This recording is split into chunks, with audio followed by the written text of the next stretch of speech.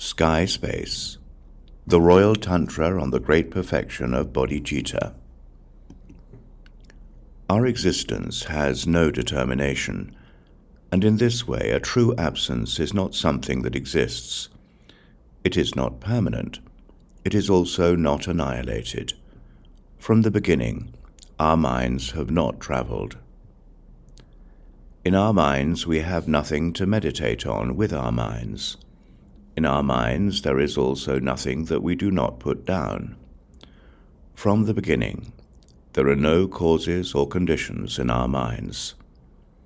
Like the end of the open sky, we are present from the primordial. Where there is nothing that we do not encompass, we do not train, for we have nothing to train in.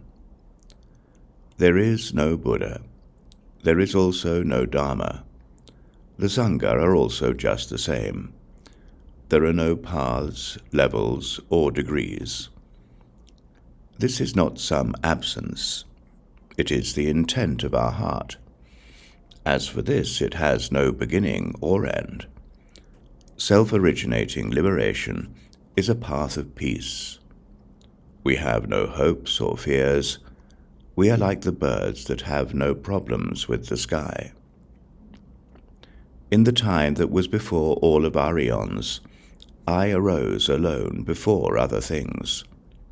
In the time before I did not exist, there was not even a name for the Buddhas of the three times.